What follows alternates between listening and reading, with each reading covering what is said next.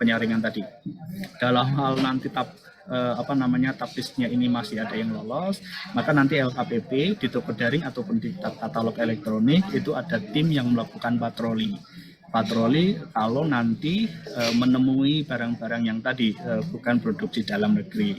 Nah, kalau demikian maka nanti PPMSE-nya ataupun merchant-nya nanti kami akan diskusikan begitu ya, yang akan diundang, diajak diskusi, ini kami menemui semacam ini.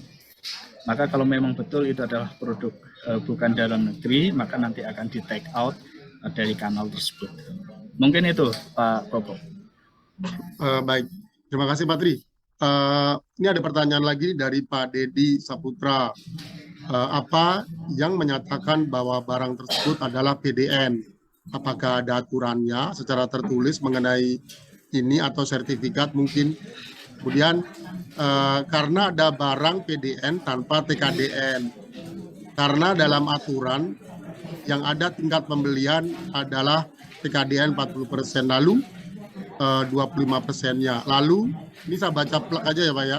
Nah ini mungkin yang masih menjadi pertanyaan buat teman-teman nih, sebenarnya kalau menentukan bahwa produk tersebut PDN itu seperti apa? Mungkin yang PDN dulu ya, karena kalau TKDN kan sebetulnya harusnya lebih detail karena mungkin bisa melakukan pengecekan gitu kan. Tapi kalau unsur PDN sendiri itu seperti apa ya Pak Tri? Biar teman-teman lebih jelas saja. Contohnya misalnya makan minum. Nah, atau makan minum itu kan pasti tidak ada unsur TKDN-nya nih Pak. Nah, bagaimana nih menentukan bahwa produk tersebut PDN gitu kan? Apakah bisa langsung dimasukkan PDN atau bagaimana? Seperti itu Pak Tri. Silakan Pak. Baik, jadi memang ada dua cara begitu ya, ada dua pendekatan. Yang satu tadi bisa menengok langsung ke TKDN Kemenperin.go.id. Maka untuk mendapatkan angka-angka yang demikian ini, TKDN ini, satu-satunya jalan yang melakukan sertifikasi produknya Bapak Ibu. Ke Kemenperin, terus kemudian Kemenperin menerjunkan tim evaluatornya untuk menilai berapakah nilai TKDN dari barang jasanya Bapak Ibu. Ini yang terkait dengan TKDN. Satu-satunya kalau Bapak Ibu sudah berani mendeklar TKDN-nya sekian, pasti ada sertifikatnya. Nah, sekarang bagaimana yang deklarnya adalah produk dalam negeri. Nah, seperti tadi yang di definisi awal PP 29, saya tidak ingin lari dari regulasi saja ya Bapak Ibu, biar nanti diskusinya itu on the right path gitu ya. Nah, sekali lagi kalau di toko daring itu belum ada hyperlink yang TKDN tadi. Maka tadi ada dua pihak. Satu pihak adalah produsen atau penyedia yang melakukan penyaringan tadi. Terus kemudian kalau misalnya nanti dalam pelaksanaan implementasinya LKPP juga melakukan patroli.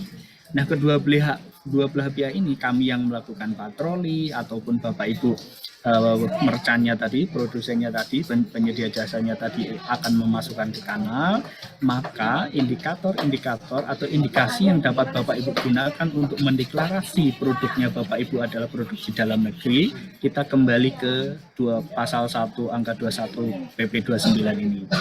Indikatornya 3, dikerjakan dan berproduksi di dalam negeri. Kalau Bapak Ibu berupa perseroan berarti investasinya itu perusahaan yang berinvestasi dan berproduksi di dalam negeri.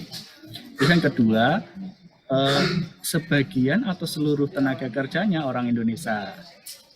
Terus kemudian yang ketiga adalah sebagian atau seluruhnya komponen atau bahan baku itu asalnya dari Indonesia dalam negeri. Maka inilah yang digunakan kami tim patroli untuk melihat apakah ada barang yang lolos non dalam negeri tapi lolos sudah tayang.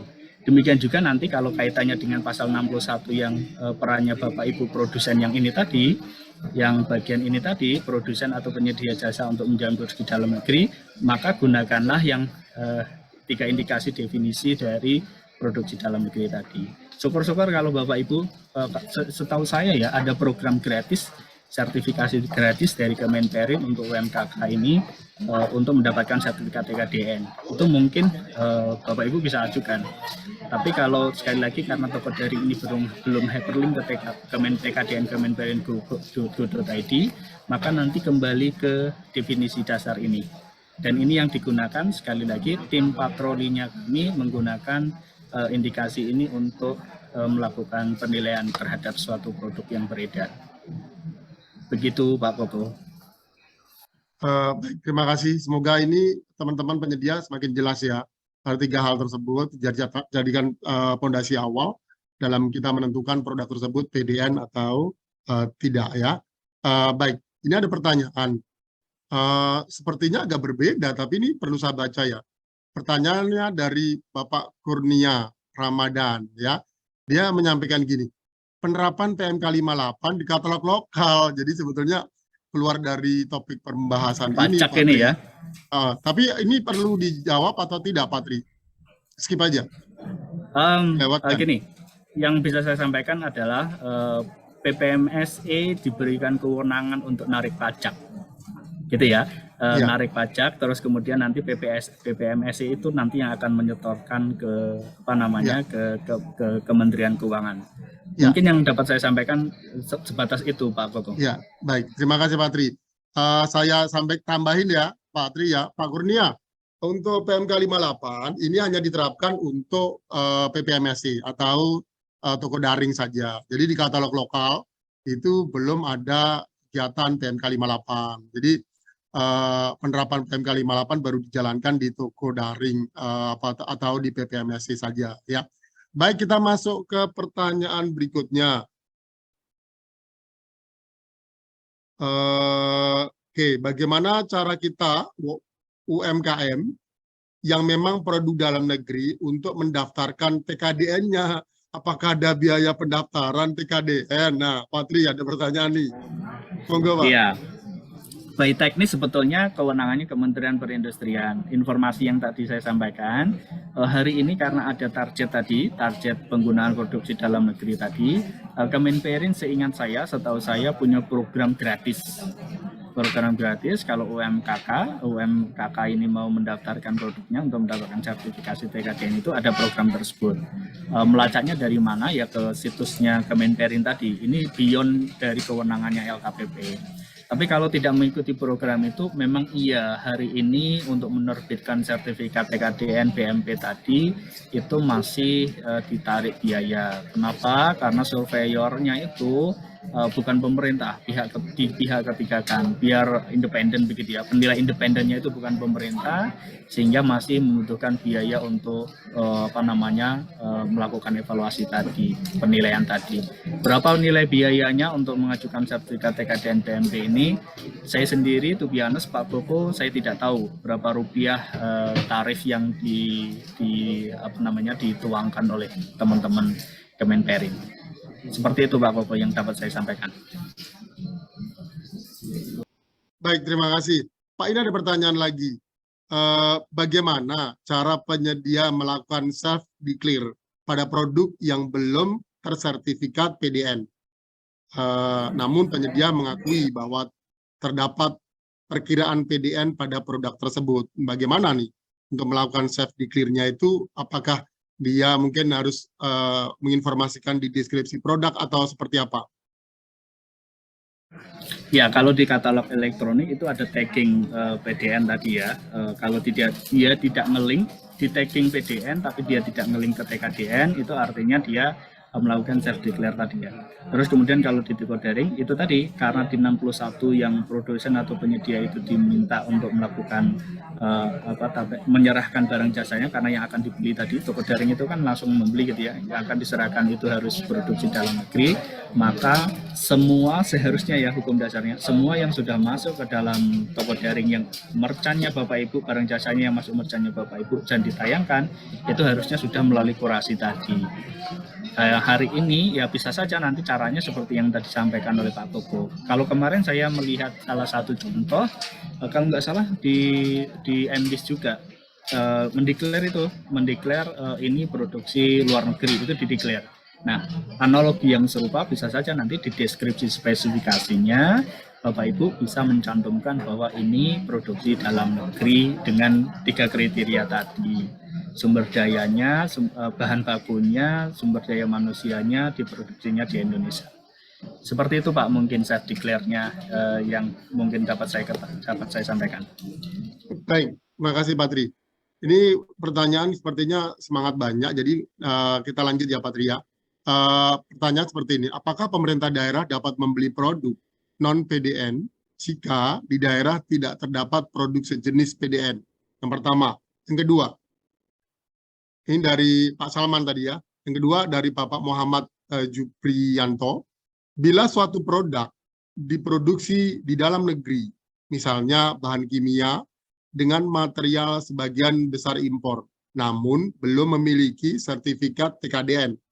Apakah diizinkan dilakukan pembelian sesuai peraturan pemerintah tadi, dengan kondisi tidak ada produk dengan jenis yang sama bersertifikat TKDN?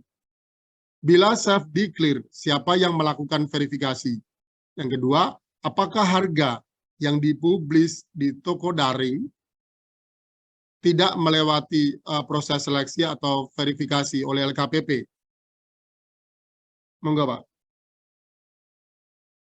Ya, saya awali dari ujung ya. Mungkin Bapak Ibu merasakan begitu ya. Begitu Kepala LKPP Pak Anas masuk, maka dari 8 tahapan itu ya, termasuk di dalamnya sebetulnya yang jadi sasaran tembak itu adalah katalog elektronik. Itu dipangkas habis termasuk proses verifikasi. Jadi apakah harganya diverifikasi oleh LKPP lagi? Tidak. Tapi nanti si PPK ada tiga cara tadi. Kalau sampai 50 PPK-nya pejabat pengadaannya bisa beli langsung. Kalau 200 nanti ditawar, dinego. Kalau di atas itu maka nanti dimintain penyedia jasanya itu dimintain untuk penawaran begitu ya. Request for quotation-nya. Itu cara ininya. Jadi tidak ada verifikasi lagi di tahapan-tahapan tadi. Terus kemudian beranjak ke pertanyaan kedua, produksi dalam negeri tadi yang bahan kimia dan seterusnya. Sekali lagi indikasinya 3 tuh. Kalau yang diproduksi di Indonesia itu nggak ada sebagian atau seluruhnya. Nomor 1 itu wajib harus di Indonesia. Nah, terkait dengan tenaga kerjanya sama sumber daya bahan materialnya, itu di PP 29-nya disebut sebagian atau seluruh. Jadi kalau entah itu sebagian kecil atau sebagian besar dibilang sebagian, maka seharusnya sudah masuk ke definisi tadi. Nah, kalau ini pertanyaan yang sama terkait dengan yang Pemda tidak ada tadi ya.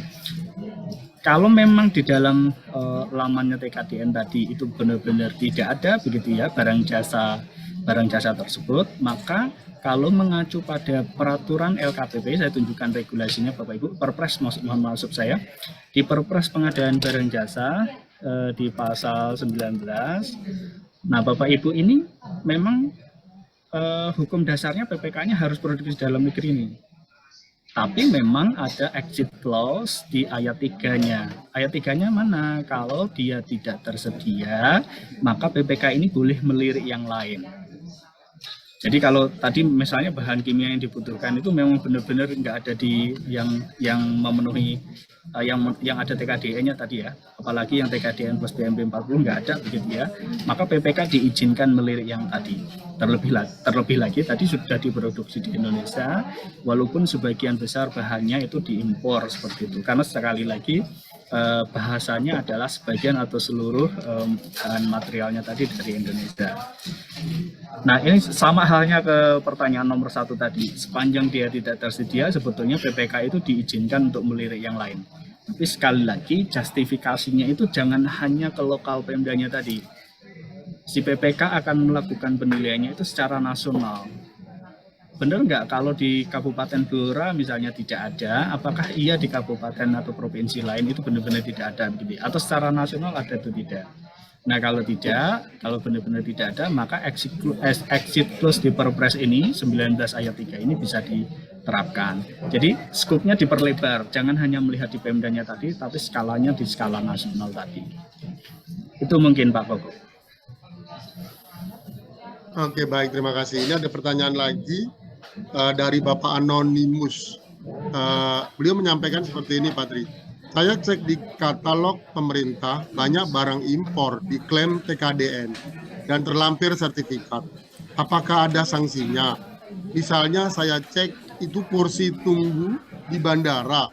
Saya cek itu impor 100%. Ternyata ada pabrik atau penyedia mencantumkan TKDN 67% dan sebenarnya itu impor 100%.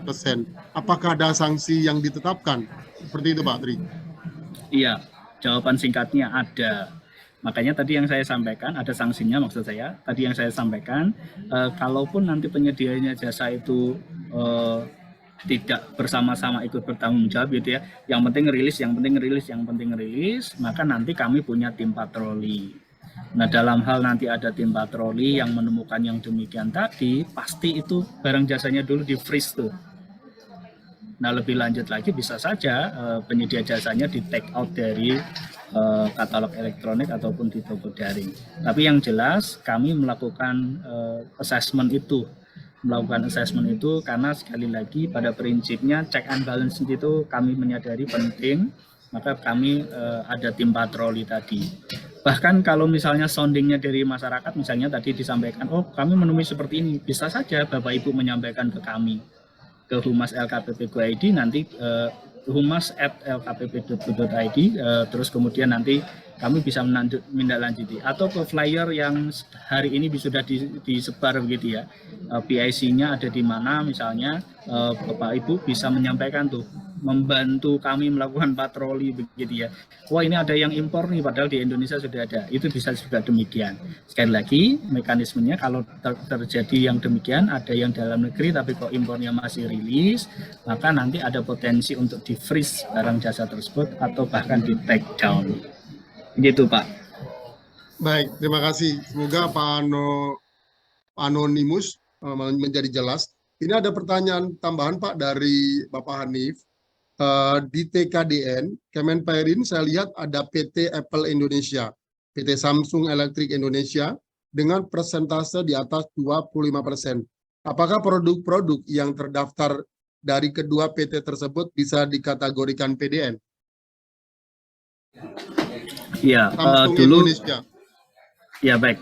Dulu saya mendengar ceritanya memang kalau teman-teman pemerintah daerah itu butuh alat komunikasi, hanya satu merek yang muncul.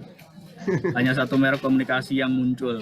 Terus kemudian didoronglah merek-merek yang lain itu untuk untuk berproduksi di Indonesia dan seterusnya. Nah, kita cek ya, nama perusahaannya tadi apa? Samsung ya? Iya. Samsung Indonesia atau Apple Indonesia. Samsung Elektronik Indonesia atau PT Apple Indonesia, boleh salah satu.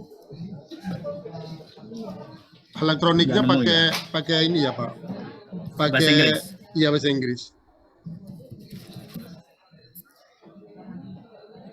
Nah ini ya, kita lihat.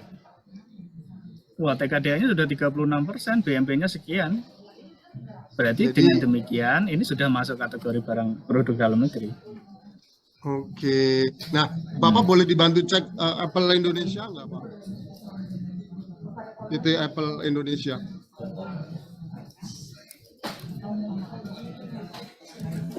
Apple-nya double P Pak. Oh ya, sebentar, typo. Indonesia biasa. Oh iya, ada juga nih. Nah, apa ini yang masuk nih? Dibantu lihat. Yang masuk adalah iPhone 11, 11 Pro, 11 Max, iPad. Ini TKDN-nya 30%, BMP-nya sayangnya nggak kelihatan ya. Nah, ini bisa kalau TKDN-nya di bawah 40% itu bagaimana Pak? Jadi kuncinya begini, ada barang jasa yang TKDN plus BMP-nya di atas sama dengan 40% atau lebih, maka hukumnya fardu ain. Kalau butuh barang jasa yang kalau butuh barang jasa yang demikian tersebut, maka pilihan utamanya adalah barang jasa yang TKDN plus BMP-nya 40 atau lebih tadi. Nah, kalau ini kan tidak terlihat nih, tidak terlihat BMP-nya berapa. Bisa saja BMP-nya 0, tapi TKDN di atas 30%. Berarti ini juga bisa menjadi rujukan karena misalnya gini ya, kalau kita kaitkan dengan preferensi begitu ya, barang yang mendapatkan preferensi itu barang yang punya TKDN minimal 25%. Nah, ini sudah ada 30%, itu bisa saja menjadi rujukan. Sebagai informasi tambahan, gradasinya nanti akan dibikin tidak hanya TKDN plus BMP 40%. Kalau misalnya tidak ada TKDN BMP 40%, maka nanti dilihat TKDN-nya yang berapa persen. Kalau TKDN sekian nggak ada, nanti turun lagi. Gradasi itu yang hari ini sedang digodok. Cuma preferensi saat ini masih membicarakan tentang TKDN yang 25%. Seperti itu Pak Koko. Berarti ini boleh nih beli iPhone 11 nih karena TKDN-nya sudah 30% nih. Oke, berarti tidak, artinya pertanyaan saya gini Pak untuk tambahan. Contoh nih ada produk otomotif ya yang memang diproduksi di Indonesia, berarti mungkin kayak Toyota, kayak saya sebutkan mereknya ya, ada Hyundai, ada mungkin produk-produk otomotif lainnya gitu yang diproduksi di Indonesia, itu berarti dia bisa masuk di kategori PDN atau TKDN-nya setelah melakukan pengecekan di Kemenperi tadi ya Pak.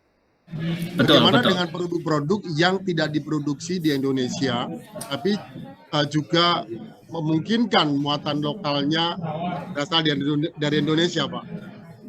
Kan Apakah tadi indikatornya 3. Pak. Diproduksi di Indonesia, sebagian seluruhnya pegawainya dari Indonesia, sebagian atau seluruhnya komponen mahal material dari Indonesia. Kalau dia tidak diproduksi di Indonesia, maka dia tidak memenuhi unsur pertama dari definisi produk dalam negeri. Siap. Thank you. Baik, terima kasih. Ini apakah masih ada pertanyaan lagi sebelum saya close? Ini baik. Ini pertanyaan terakhir ya Pak Tri ya.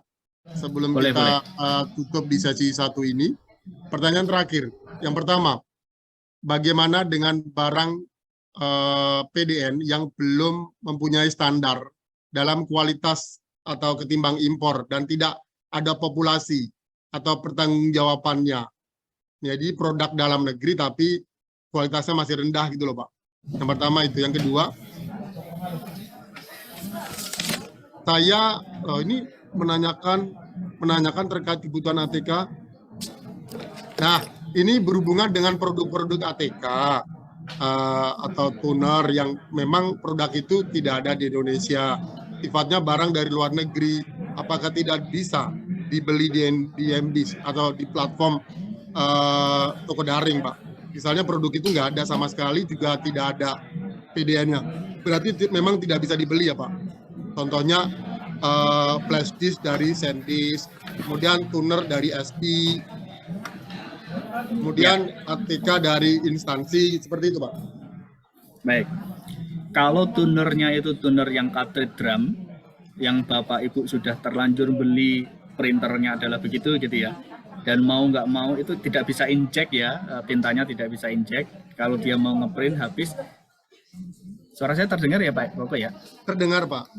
Baik, kalau tintanya habis mau nggak mau cartridge drumnya itu yang diganti, maka sekali lagi hukum dasarnya adalah 19 ayat 3 tadi. Kalau di Indonesia ternyata produk dalam negerinya tidak ada, 19 ayat 1 tadi itu disuruh beli produk dalam negeri, suruh beli SNI, UMKK produk dalam negeri, terus kemudian ramah lingkungan. Nah kalau misalnya tidak ada yang demikian, tidak ada yang produk dalam negeri, sementara sistem yang sudah dibangun, printer yang sudah dibeli tadi itu hanya bisa running dengan cartridge drum tadi, maka bisa merujuk ke 19 ayat 3 tadi. Jadi memang kalau menemui dispute yang semacam itu sebetulnya bisa saja kembali ke prinsip-prinsip pengadaan. Kalau tidak dibeli cartridge drumnya, malah nggak bisa dipakai tuh. Maka malah inefisien, malah inefektif begitu ya, tidak efisien dan tidak efektif dalam pelaksanaan. Tentu ini secara gambaran lebih besarnya akan menyalahi prinsip pengadaan barang jasa itu sendiri.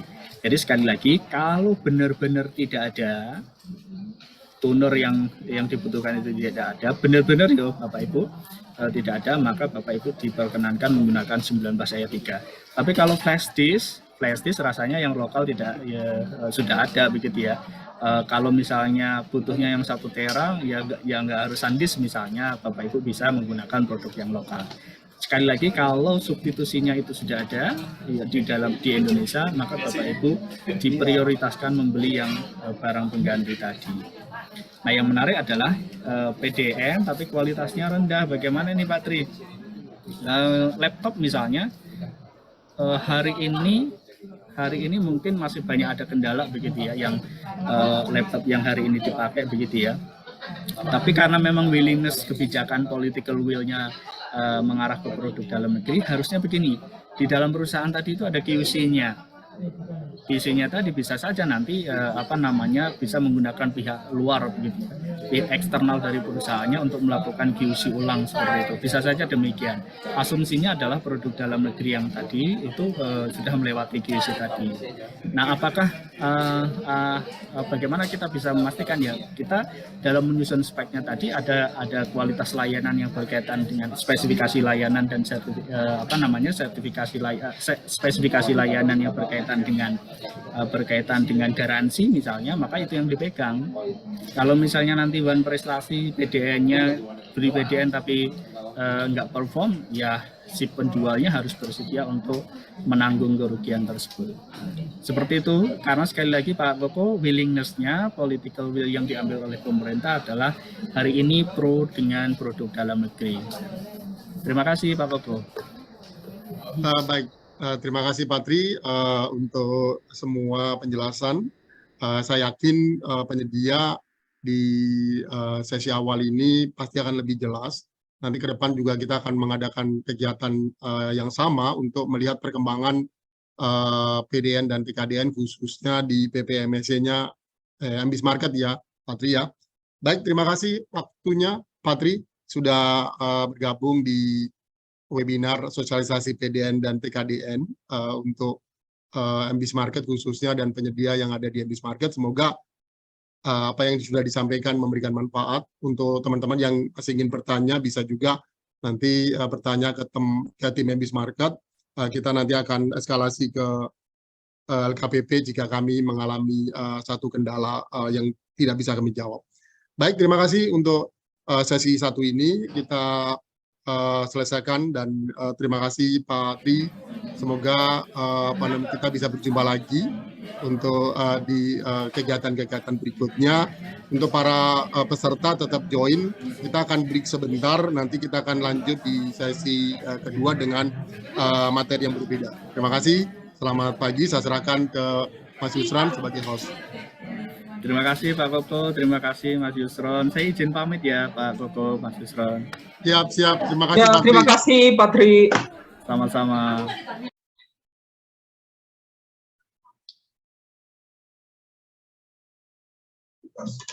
Oke, baik Bapak Ibu peserta webinar, kita sudah mendengarkan bersama terkait dengan pemaparan PDN dan TKDN yang sudah disampaikan oleh Bapak Tri Susanto. Bapak Ibu para peserta webinar, mohon tetap standby di Zoom hari ini karena kita akan masuk pada sesi kedua. Sebelumnya kita break sekitar 5 menit Bapak Ibu untuk masuk ke sesi selanjutnya.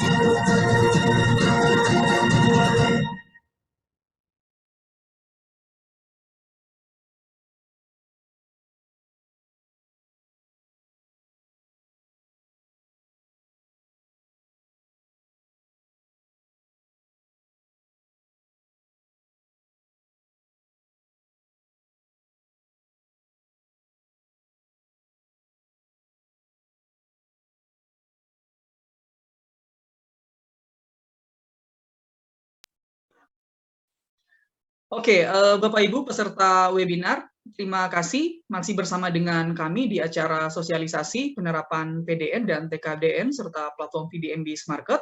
Di sesi pertama kita sudah mendengarkan bersama terkait dengan paparan penerapan PDN dan TKDN yang sudah disampaikan langsung oleh Bapak Tri Susanto sebagai Widya Iswara Ahli Muda PBJ LKPP.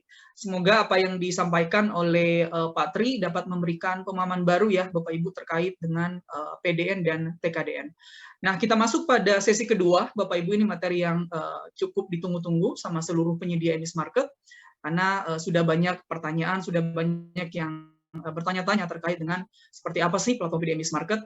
Nah, di sesi kedua hari ini ada dua narasumber yang akan bersama kami. Yang pertama ada Bapak Joko Wardoyo selaku National Head of Emis Market. Kemudian nanti di sesi selanjutnya atau pemaparan materi selanjutnya akan disampaikan oleh Bapak Luki Andrianto selaku Head of Management Emis Market. Tanpa berlama-lama lagi, kita masuk saja pada pemaparan pertama terkait dengan platform di Emis Market yang pada kesempatan kali ini akan disampaikan oleh Bapak Joko Wardoyo sebagai National Head of Emis Market. Kepada Bapak, waktu dan layar disilakan. Baik, terima kasih Mas Yusran. Selamat pagi Bapak Ibu penyedia atau ada dari pemerintah yang hadir pada kegiatan kita pagi hari ini. Kita melanjutkan di sesi 2. Hari ini kita akan diskusi perihal update terbaru dari Emis Market untuk persiapan dan diskusi perihal platform fee. Kami menyebutnya platform fee atau biaya layanan yang akan diterapkan di Emis Market untuk Bapak Ibu seluruh penyedia di Indonesia yang sudah bergabung di Emis Market.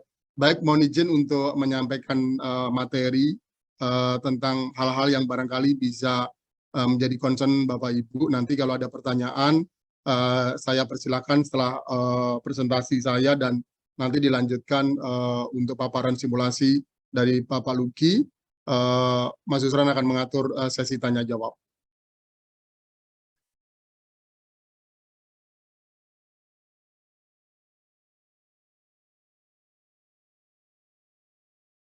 Ini materinya terlihat ya, Bapak Ibu ya. Mas Yusran, materinya terlihat?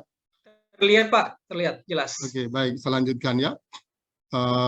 Sosialisasi penerapan platform fee di MB Market dengan moto yang sesuai dengan moto nasional, yaitu pulih lebih cepat, bangkit lebih kuat. Baik, apa yang sebenarnya melatar belakangi kenapa MB Market harus menerapkan platform fee ini untuk Bapak Ibu?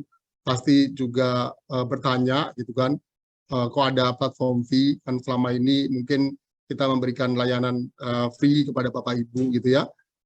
Saya sampaikan bahwa sejak tahun 2020 MB Market hadir untuk memberikan solusi dalam pengadaan digital pemerintah dan menjadi mitranya LKPP dengan pencapaian tertinggi di dalam kanal toko daring.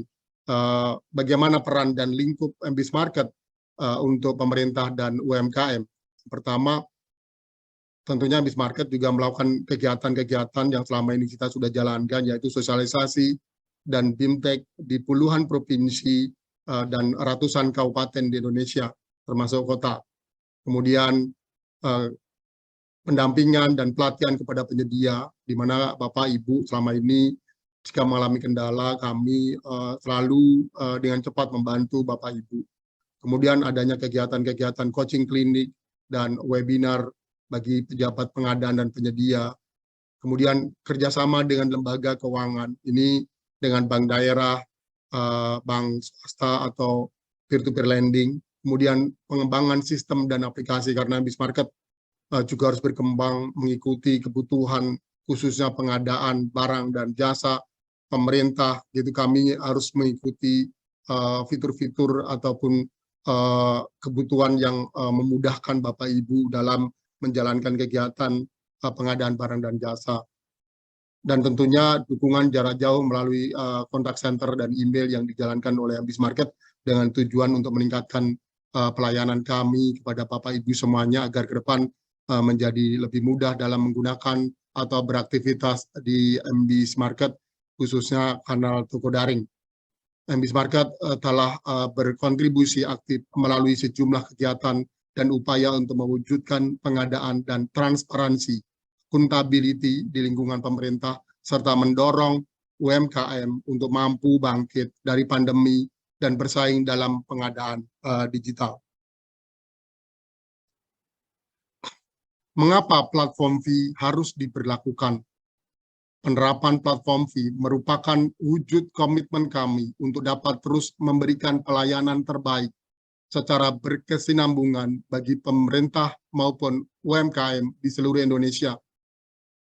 Concern kami ada empat. Yang pertama, pengembangan fitur tentunya harus lebih memudahkan Bapak Ibu dalam menggunakan website kami, baik di website maupun di mobile app-nya, dan tentunya memberikan manfaat yang maksimal untuk penggunanya. Yang kedua, pengalaman penggunaan aplikasi, user experience yang lebih menarik dan tentunya lebih responsif. Yang ketiga, integrasi berkelanjutan dengan layanan-layanan pendukung, baik penyedia jasa pinjaman, pembayaran, logistik, dan lain sebagainya.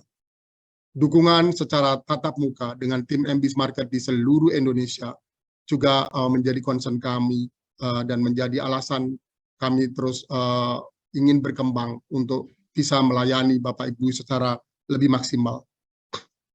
Jika kita merujuk perbandingan atau komparasi platform fee MB Market dengan marketplace lain, ini salah satu contoh. Ya, kita bisa cek bersama, Bapak Ibu bisa melakukan komparasi ini dan melakukan pengecekan bagaimana MB Market melakukan penerapan platform fee ini tidak serta-merta langsung kita bisa menetapkan nilainya. Ada yang menjadi satu concern di mana kami tentunya banyak pertimbangan. Ini kita ambil contoh, ada beberapa brand atau bagian dari PPMSE yang memang saat ini sudah berjalan, ya.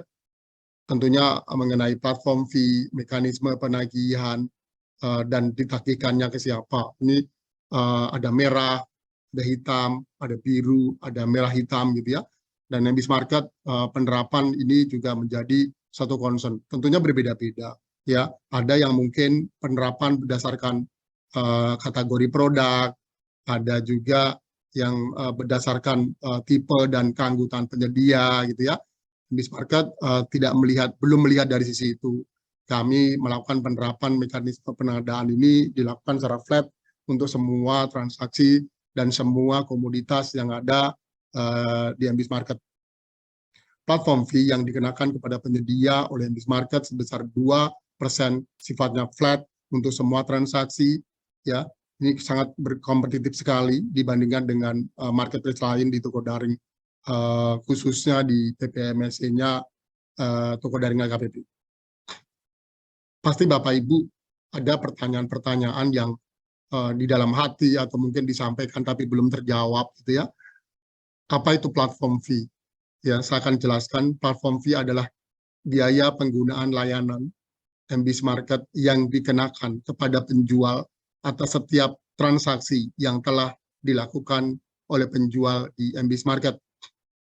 Kemudian ada juga pertanyaan yang kedua, siapa yang akan dikenakan platform fee? Yang akan dikenakan platform fee adalah penjual yang sudah melakukan transaksi di MBIS Market. Berapa platform fee yang dikenakan kepada penjual? Dan apakah terdapat perbedaan platform fee untuk kategori tertentu? Platform fee yang dikenakan penjual sebesar 2% berlaku flat untuk seluruh kategori di MBIS Market.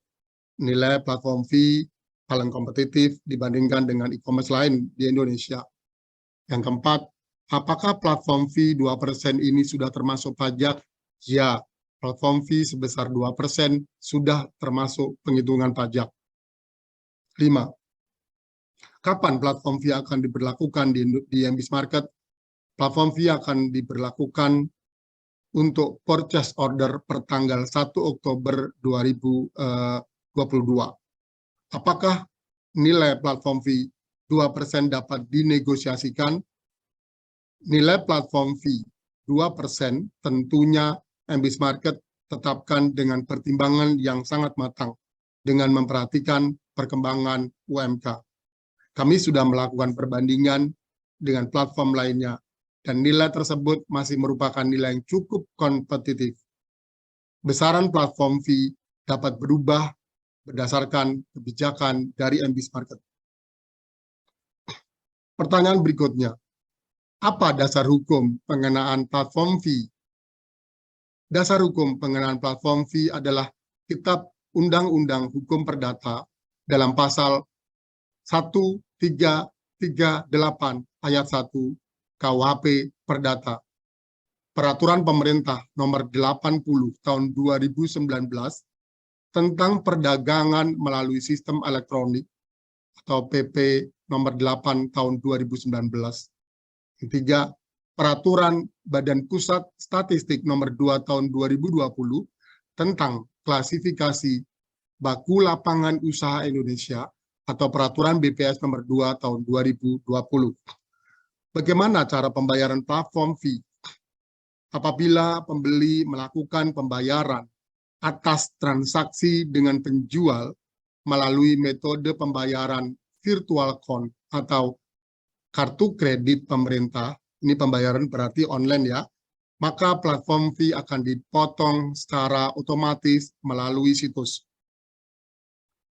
Yang kedua, apabila pembeli melakukan pembayaran atas transaksi dengan penjual melalui metode pembayaran yang tidak tersedia di situs atau pembayaran langsung ke penjual atau transfer, maka MBIS Market akan mengirimkan invoice kepada penjual melalui dashboard penjual di MBIS Market.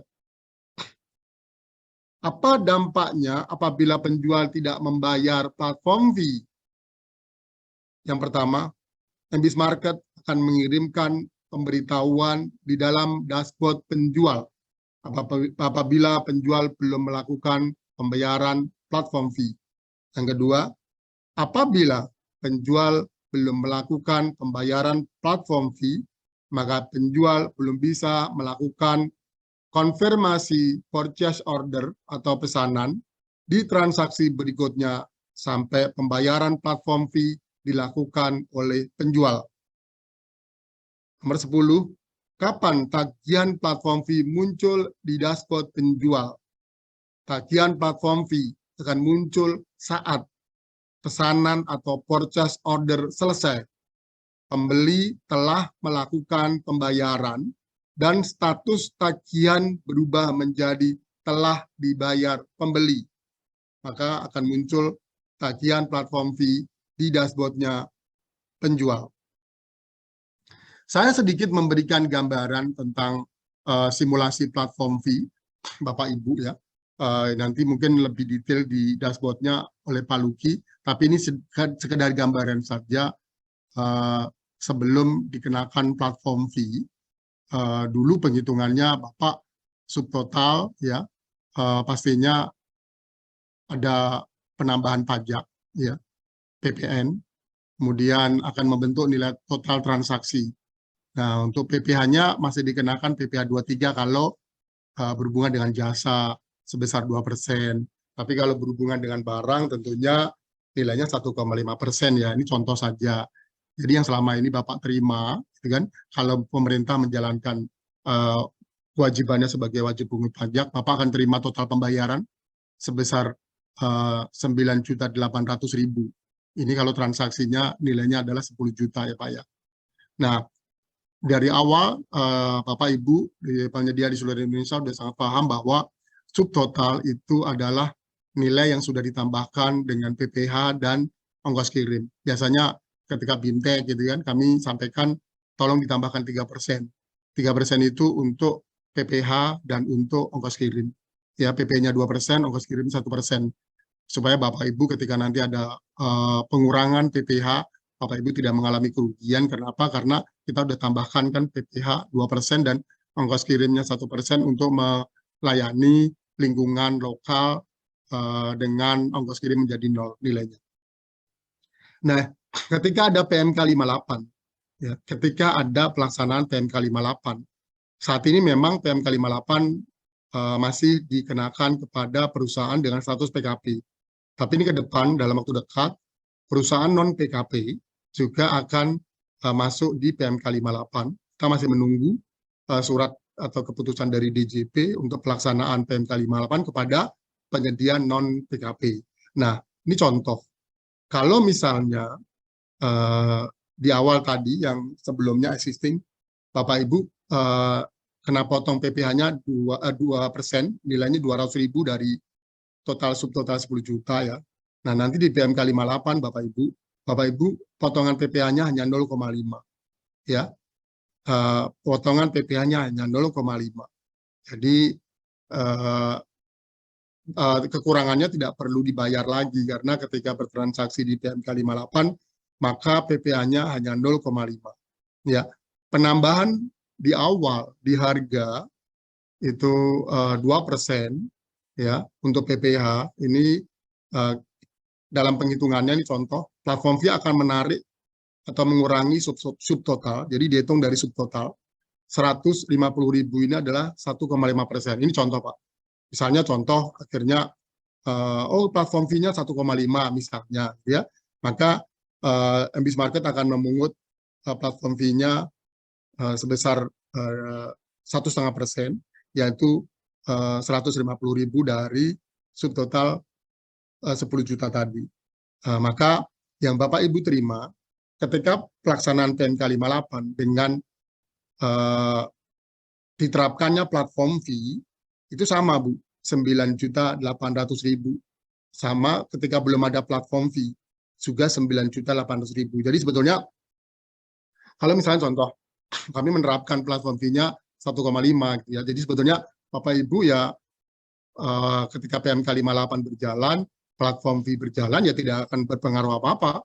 Kenapa? Karena harga yang tayang itu sudah ditambahkan 3% dari awal kita melakukan bimbingan teknis, kita sudah sampaikan harga tolong tambahkan 3%. Jadi ketika saat ini belum ada platform fee ya, belum ada PMK 58 dijalankan, ya Bapak akan terima 9,8 karena ada PPh, ada PPN ya. Tapi ketika sudah ada PMK 58, ya ada platform fee, Bapak juga menerima sama 9.800.000.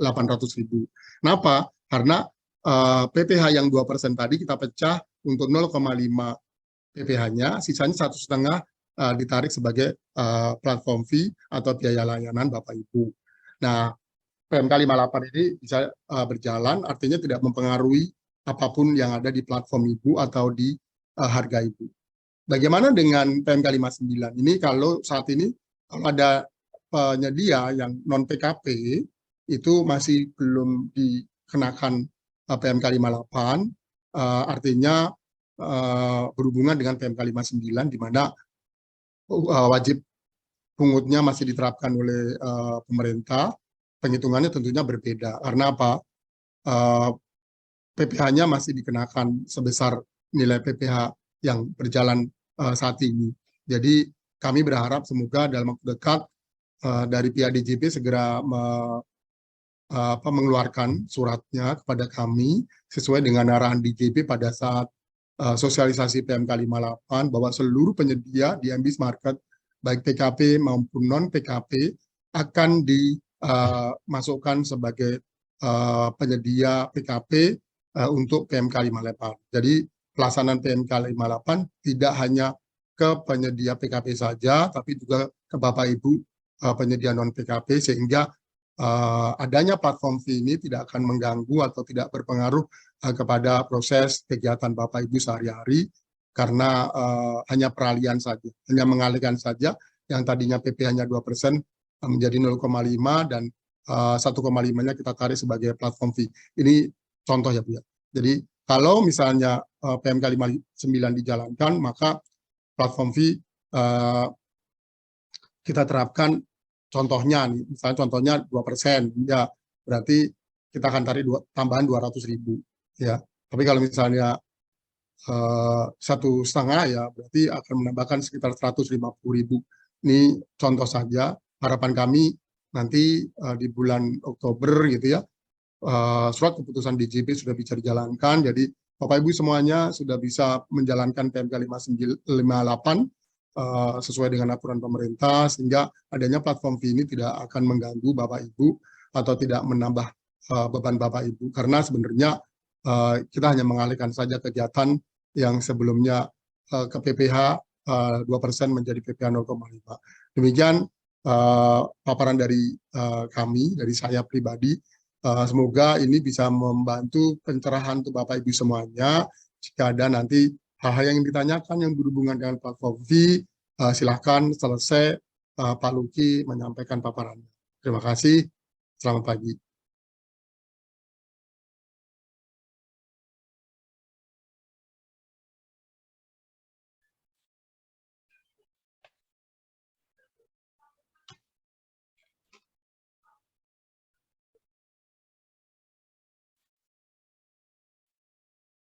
Langsung aja, Mas.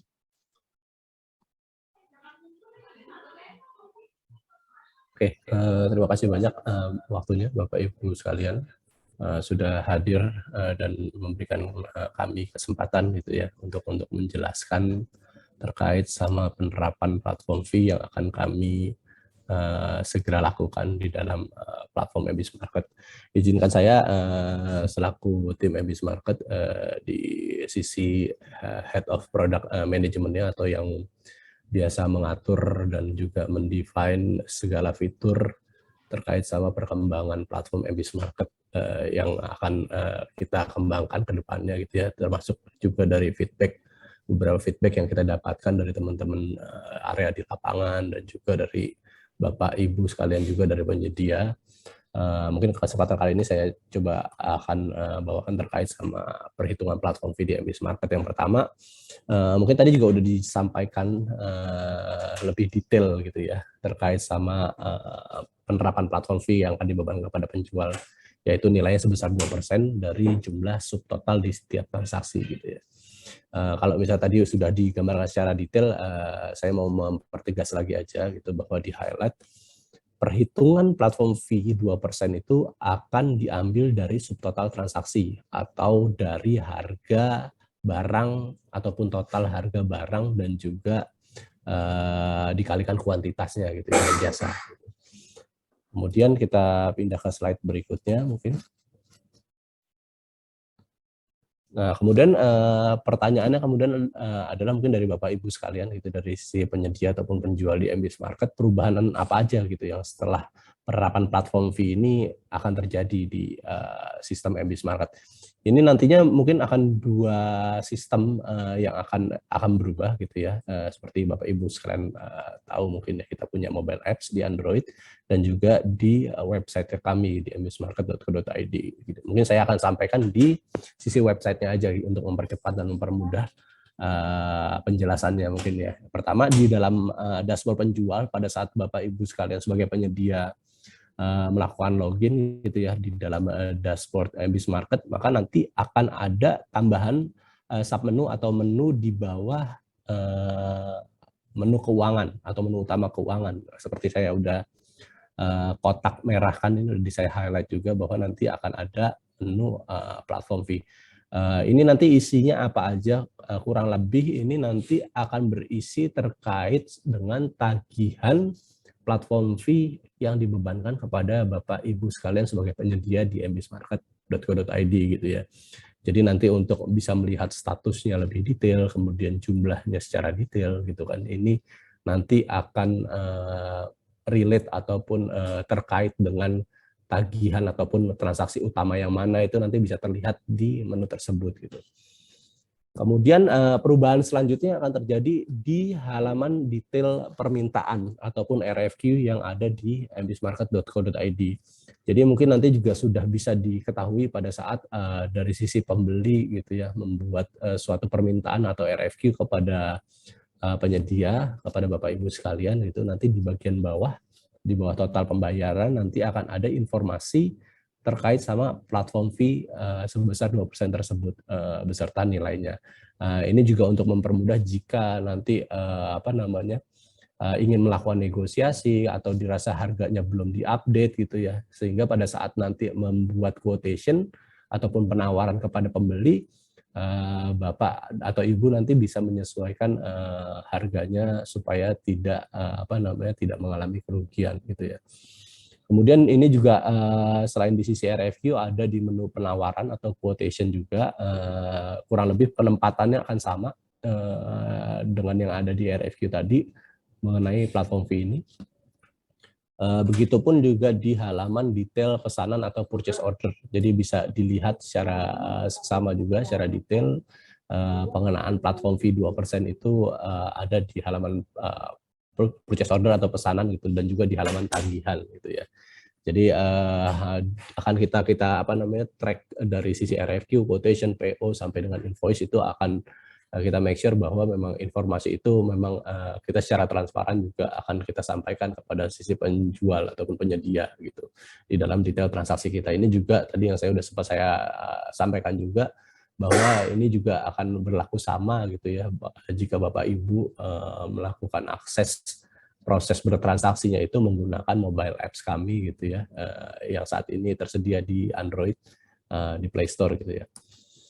Kemudian yang ketiga mungkin tadi juga udah disampaikan sedikit gitu ya oleh Pak Koko, bagaimana pertanyaannya mungkin yang banyak ditanyain, bagaimana jika pembayaran transaksi dilakukan secara langsung antara pembeli kepada penjual gitu ya, tidak pembayarannya melalui sistem MBIS Market gitu ya. Ya kurang lebih akan seperti yang udah disampaikan mungkin sebelum saya masuk ke dalam detailnya. Jadi nanti di dalam detail menu platform fee yang tadi saya sudah sampaikan dari menu dashboard itu, pada saat mengakses ke menu platform fee tersebut, maka ada 4 status yang akan Bapak ataupun Ibu lihat gitu ya.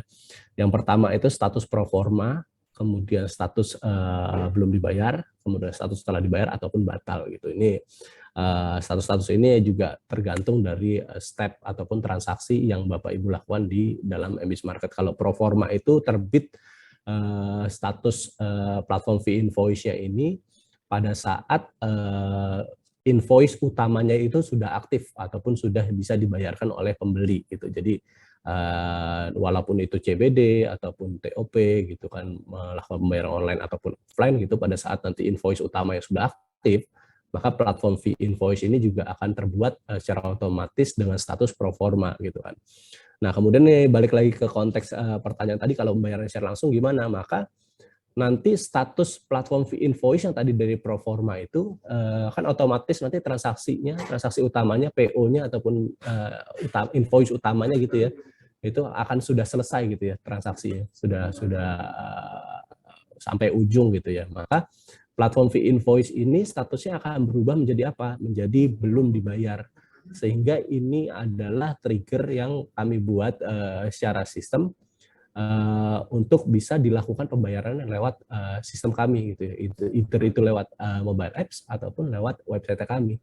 Dengan cara gimana nanti mungkin ada penjelasan lebih detail ya, nanti ada mekanisme proses pembayaran yang harus dilakukan lewat sistem MBIS Market gitu. Nah, kemudian kalau status telah dibayar itu sudah cukup jelas gitu ya. Kalau misalnya nanti pembayarannya oleh pembeli dilakukan secara online ataupun melalui metode pembayaran yang tersedia di MBIS Market, maka platform fee ini akan otomatis kita kurangi sebelum masuk ke dalam saldo penjualan dari penyedia atau Bapak Ibu sekalian gitu ya. Nah, kalau misalnya status berikutnya yang batal ini apa maksudnya? Jadi kalau misalnya batal ini ada kemungkinan transaksi itu dilakukan secara CBD ataupun cash before delivery gitu ya. Pembayaran dilakukan oleh pembeli, baru nanti pengiriman berikutnya gitu. Tapi pada saat pembayaran sudah dilakukan oleh pembeli untuk mekanisme CBD secara online gitu ya, ternyata di tengah jalan penyedia tidak berhasil menyelesaikan pesanannya atau tidak bisa mengkonfirmasi pesanan yang sudah dibuat oleh pembeli tersebut gitu. Maka yang tadi status platform fee invoice-nya itu pro forma, maka akan jadi batal gitu kalau misalnya tidak berhasil terfulfill secara keseluruhan. Gitu. Kemudian apalagi yang belum? Oke, yang satu lagi yang tadi mungkin saya pertegas juga. Jadi kalau misalnya ada satu aja gitu di poin nomor 2 ini yang saya sampaikan itu. Jadi jika setidaknya ada satu tagihan platform fee, maka penjual tidak dapat melakukan konfirmasi terhadap pesanan PO baru berikutnya gitu ya. Jadi mungkin ini butuh bantuan Bapak Ibu sekalian untuk diperhatikan lebih lanjut. Jadi nanti kalau misalnya ada pertanyaan ke komersial gitu, kalau teman-teman area kami gitu ya, Pak, ini kok saya nggak bisa mengkonfirmasi PO? Ya mungkin boleh dibantu untuk melakukan pengecekan di menu platform fee-nya dulu dan pastikan memang tidak ada status platform fee yang memiliki status belum dibayar gitu ya. Jadi kalau misalnya itu belum ada satu aja gitu ya belum dibayar status PFI kalau kami nyebutnya atau platform fee invoice ini, maka Bapak Ibu sekalian sebagai penyedia tidak bisa mengkonfirmasi lebih lanjut pesanan baru yang terbuat gitu ya dari pembeli manapun gitu ya. Jadi itu perlu diperhatikan juga. Kemudian balik lagi tadi kalau misalnya ada status, jadi jelas ya metode pembayarannya itu harus dilakukan ataupun pembayarannya harus dilakukan semuanya lewat sistem MBIS Market, baik itu melalui web ataupun melalui apps itu. Nah, metode pembayarannya di platform fee itu ada apa aja gitu.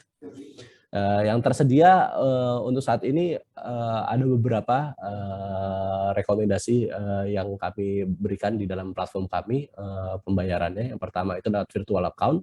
Ada beberapa bank Himbara dan juga bank daerah BJB gitu ya yang sudah bisa dilakukan pembayaran melalui metode tersebut gitu ya. Yang kedua juga ada metode pembayaran secara instan menggunakan QRIS gitu ya. Ini bisa menggunakan multi platform gitu ya. Mungkin Bapak Ibu sekalian juga sudah familiar gitu menggunakan OVO, GoPay gitu kan dengan ShopeePay gitu. Itu semua hampir semuanya dan juga mobile banking hampir semuanya saat ini sudah bisa mengadopsi pembayaran menggunakan QRIS. Fungsinya itu apa gitu. Jadi untuk transfer itu sementara itu kan untuk transfer sebenarnya ada batasan minimum yang harus dipenuhi ya gitu. Sebenarnya bukan dari kami tapi dari sisi kebijakan regulasinya bahwa transfer di bawah 10.000 itu tidak bisa diperkenankan untuk menggunakan virtual account. Gitu. Jadi makanya kenapa kita kasih opsi QRIS. Jadi nanti kurang lebih ada 3 poin yang perlu saya sampaikan di sini. Jadi jika nilai platform fee itu ada di bawah 10.000, maka pilihan metode pembayaran yang tersedia itu hanya QRIS. Jadi itu karena di sisi regulasi ataupun di sisi payment gateway yang kami kerjasama memang di bawah 10.000 itu nggak boleh menggunakan transfer menggunakan bank gitu ya. Nah kalau misalnya nilai platform fee-nya itu ada di antara 10.000 sampai dengan 10 juta, maka seluruh metode pembayaran seperti yang ada di samping kami ini, yang ada di gambar yang Bapak Ibu lihat di screen, ini akan terlihat semua. Jadi seluruh virtual account dan juga QRIS itu akan tampak bisa dijadikan opsi untuk melakukan pembayaran. Nah, kalau nilai platform fee-nya itu ada di atas 10 juta, maka yang tidak ada itu yang pembayaran melalui QRIS gitu. Karena QRIS juga punya limit per transaksi yang tidak boleh di atas 10 juta. Ini yang perlu dipahami juga dari Bapak dan Ibu sekalian sebagai penyedia di mbismarket.co.id.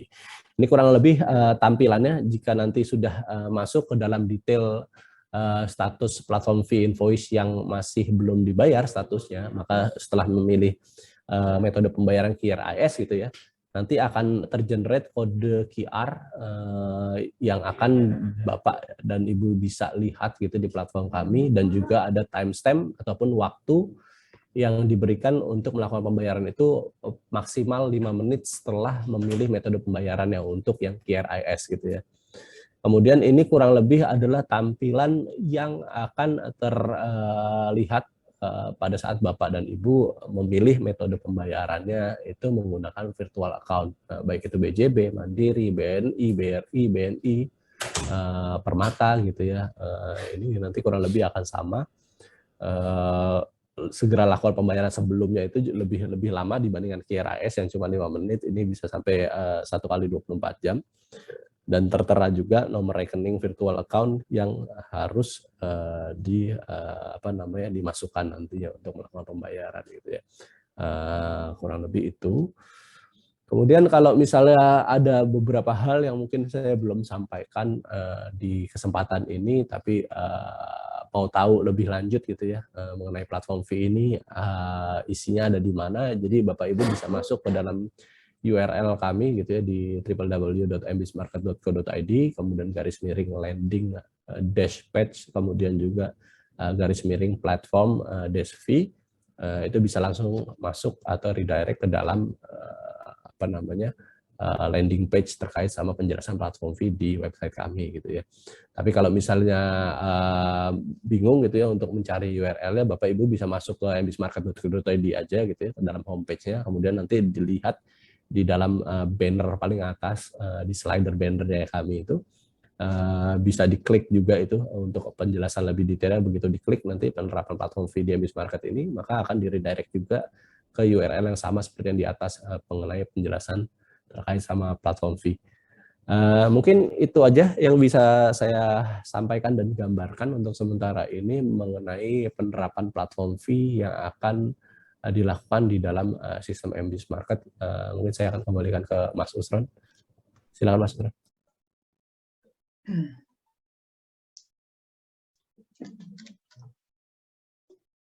Oke.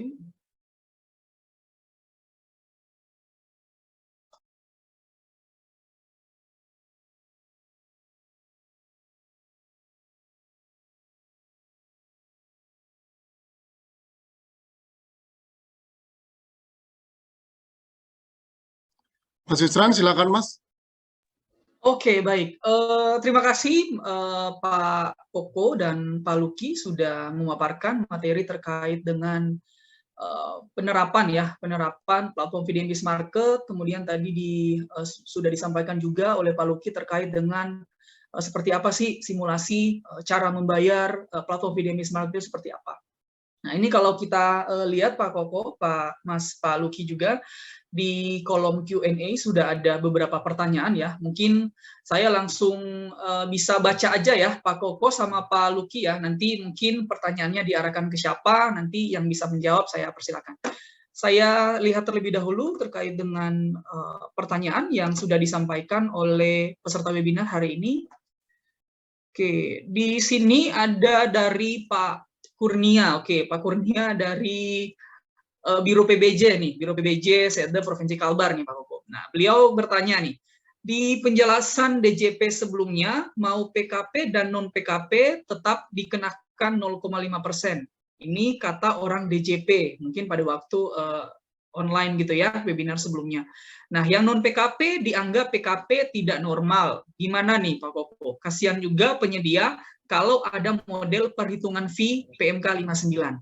Nah, ini pertanyaan terkait dengan penyedia nih Pak, penyedia yang tadinya non PKP tapi disamaratakan atau disamakan dengan penyedia PKP yang dimana di situ ada potongan juga. Oke, mungkin saya serahkan langsung ke Pak Koko untuk menjawab. Monggo Pak. Baik, terima kasih. Ini Pak Kurnia Ramadan. Ini saya jelaskan kembali ya Pak. Sesuai dengan yang mungkin saya refresh saja bahwa memang ke depan penyedia non PKP itu akan di PKP-kan. Jadi kayak seperti memang kayak dipaksa PKP, tapi hanya di lingkup PMK 58 saja. Kalau secara administrasi, itu penyedia yang di PKP-kan di PMK 58 itu secara administrasi ya masih non-PKP, Pak. Jadi kalau misalnya penyedia tersebut ingin menjalankan kegiatan non-PKP atau non-PMK 58, ya berarti penyedia tersebut statusnya masih non-PKP. Jadi PKP untuk penyedia non-PKP hanya berlaku ketika transaksinya PMK 58. PMK 58 ini tidak ada fee ya Pak. Ya tidak ada fee untuk PMK 58, tidak ada. Jadi kalau misalnya tadi merujuk pada penjelasan saya itu sifatnya hanya contoh ya, contoh simulasi saja. Karena selama ini itu kan penyedia yang ada di MBIS Market itu harga dari penyedia itu kan ditambahkan 3%, ya kan? PPh-nya 2%, 1%-nya ongkos kirim. Makanya ketika pemerintah belanja dengan penyedia lokal, maka tidak ada ongkos kirim kan Bapak Ibu ya untuk pembeli, itu diambil dari penambahan 3% tersebut. 1% untuk ongkos kirim, 2% untuk PPh-nya. Memang PPh-nya kita hitung di maksimal aja 2% gitu kan. Jadi ketika pelaksanaan PMK 58, PPh-nya itu enggak 2% lagi atau tidak 1,5% lagi, tapi hanya 0,5 saja.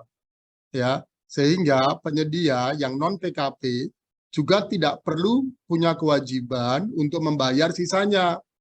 Karena ketika PMK 58 ini dijalankan, penyedia non-PKP yang dipotong PPh 0,5 di PMK 58, maka potongan pajaknya atas PPh-nya ya hanya 0,5 saja. Nah, informasi dari DJP itu ada kode upload pungut pajak PPh PMK 58. Nanti mungkin DJP akan menyampaikan informasinya kepada penyedia langsung gitu ya. Jadi justru di sini penyedia malah diberikan kemudahan. Artinya kalau sebelum PMK 58 penjual harus dipungut 2% untuk jasa dan 1,5% untuk transaksi barang, nanti di PMK 58 barang atau jasa itu pungutnya hanya 0,5 untuk PPh. Jadi tidak ada perbedaan. Nah, kan di awal tadi saya sampaikan bahwa kami MBIS Market ketika Fintech di awal sudah menyampaikan, ya ditambahkan 3%. Nah, ketika ditarik 0,5% untuk PPh-nya, yang tadinya di awal PPh 2%, maka ketika ditarik 0,5, maka masih ada sisa 1,5%. Nah, ini contoh saja. 1,5% dari sisa PPh itu, karena pelaksanaan PMK 58 akan kami tarik sebagai platform fee atau biaya layanan di MBIS Market. Nah, kalau PPN, ini perlu diketahui nih untuk penyedia seluruh Indonesia, PPN itu tidak dibebankan kepada penjual. PPN itu bebannya ada di pembeli. Makanya sistem MBIS Market itu menambahkan dari subtotal atau harga yang Bapak Ibu upload dan tayangkan. Tidak dibuat di dalam satu harga subtotal. Ya. Di MBIS Market kan ketika Bapak Ibu menayangkan harga atau produk, itu belum ada PPN-nya untuk yang PKP. Ya. MBIS Market akan menambahkan di dalam sistem. Kenapa? Karena PPN ini menjadi beban atau tanggung jawab pembeli, bukan menjadi tanggung jawab penjual. Penjual itu hanya dibebankan apa? PPh saja. Nah, untuk PMK 58 nanti PPh-nya itu 0,5% saja. Baik PKP maupun non PKP yang akan atau sudah diterapkan PMK 58. Jadi tidak akan memberikan beban apapun, bahkan malah lebih mudah. Nah, selama ini kita sudah sangat prepare di awal. Pada saat upload produk, kami sudah himbau seluruh penyedia di Indonesia agar menambahkan harganya 3%. Itu untuk PPh Bapak Ibu dan ongkos kirim. Nah, kemudian kalau PPN-nya, Pak nggak perlu menambahkan karena PPN menjadi beban tanggung jawab pembeli, maka sistem akan menambahkan nilai 11% untuk PPN di sistem MBIS Market. Tentunya seperti itu. Semoga ini menjadi lebih clear ya Pak Kurnia ya. Terima kasih Pak Usran, silakan. Oke, terima kasih Pak Koko atas jawaban. Mungkin sedikit saya dapat menyimpulkan ya terkait dengan pertanyaan dari Pak Kurnia. Jadi sudah cukup jelas ya Pak Kurnia, di mana kami dari MBIS Market tadi sudah disampaikan Pak Koko juga, sudah memberikan edukasi dan informasi kepada penyedia ketika pada saat mengupload produk itu agar menambahkan 3%. Sehingga nanti PPh-nya sendiri pun itu bisa diambil dari persentase yang sudah ditambahkan oleh si penyedia. Jadi yang disampaikan Pak Koko tadi, sebenarnya dengan penambahan 3% di awal, kemudian ada penerapan platform fee itu sebenarnya tidak membebankan dari sisi penyedia, karena 3% itu sudah ditambahkan di harga penyedia pada saat proses awal upload produk. Mungkin saya lanjut ke pertanyaan berikutnya, ada dari, oh ini anonim Pak, ini dari anonim, masih dari Zoom juga. Selamat siang Pak Koko, UKPBJ Kabupaten Landak, ini masih dari Kalimantan Barat. Bagaimana penerapan platform fee untuk daerah yang belum bisa menerapkan e-payment karena belum memiliki VA? Nah, ini pertanyaan terkait dengan daerah-daerah yang belum menerapkan e-payment karena belum memiliki VA. Mungkin bisa dijawab Pak Koko atau Mas Luki, mungkin dipersilakan. Baik, terima kasih Mas Usran. Nah, ini di awal tadi saya sudah sampaikan di paparan bahwa penerapan platform fee ini tidak hanya untuk yang pembayarannya sudah e-payment, baik itu VA maupun kartu kredit, tetapi juga sudah bisa diberlakukan penerapannya untuk platform fee kepada penyedia yang pembeli melakukan pembayarannya itu dilakukan dengan offline.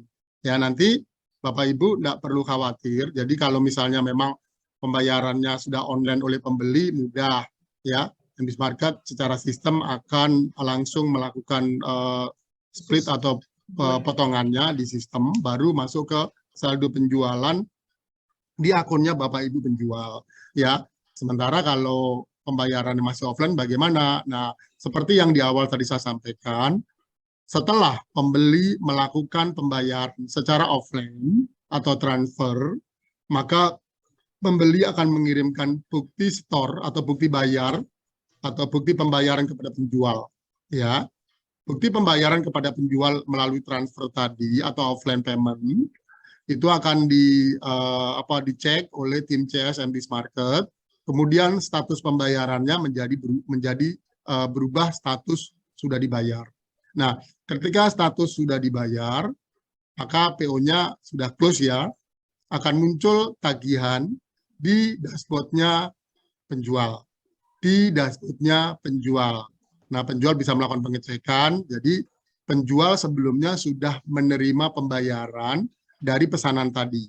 Jadi setelah menerima pembayaran dari pembeli dan sudah dikonfirmasi di sistem CS kami, statusnya sudah terbayar, keluar bukti bayarnya, maka akan muncul tagihan platform fee di dashboard-nya akun penjual. Ya, nanti di akun penjual, tadi Pak Luki juga sudah menjelaskan, bisa melakukan pengecekan. Di sana juga ada penjelasannya, potongannya, dan sebagainya.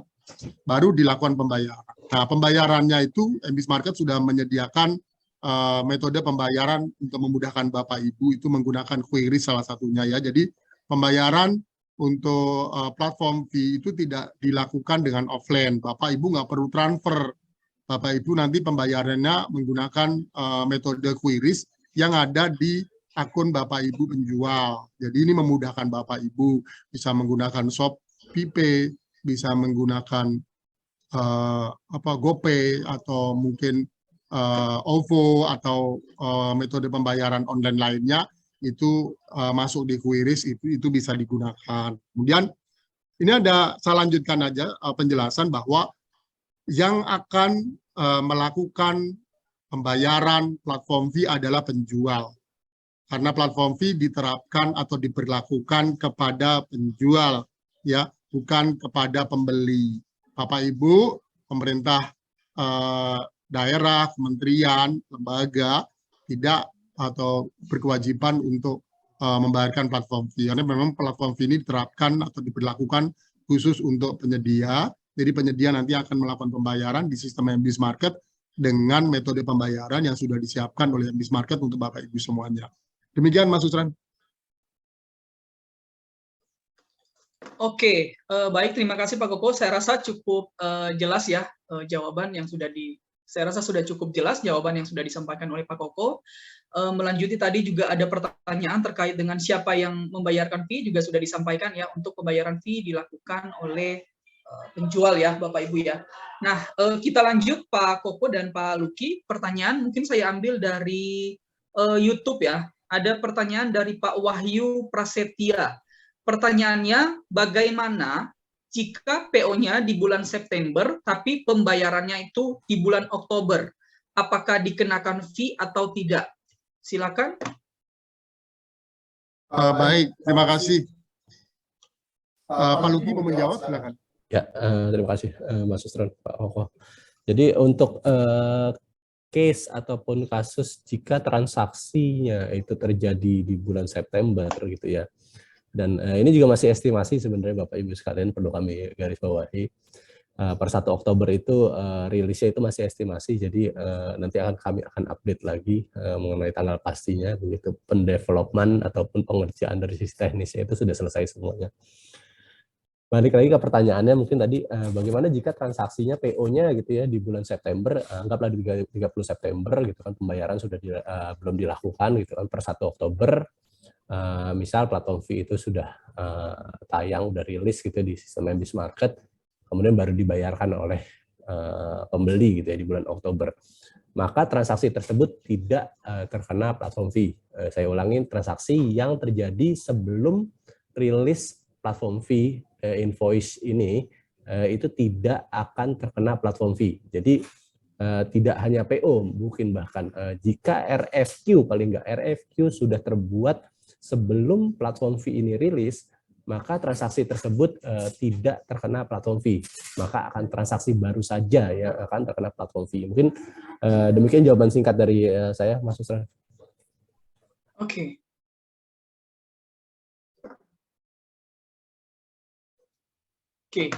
Oke, terima kasih Pak Luki jawaban yang sudah disampaikan. Mungkin kita masuk ke pertanyaan selanjutnya. Ini masih seputar WAPU non WAPU. Ini ada pertanyaan lagi nih. Untuk PPN WAPU yang setor siapa? Tetap WAPU atau MBIS? Ini ada pertanyaan terkait PPN nih. Yang menyetorkan siapa nih? Apakah MBIS atau dari pihak bendahara ataupun dari pihak penyedia? Mungkin bisa diluruskan oleh Pak Koko, silakan Pak. Baik, makasih Mas Usran. Ini saya luruskan ya. Jadi ketika Bapak Ibu sebetulnya kalau sekarang bertransaksi di MBIS Market, itu kan sudah ada pilihan ya, MBIS Market WAPU, pemerintah WAPU atau non WAPU gitu ya. Jadi mestinya konteksnya lebih kepada yang WAPU siapa kan gitu.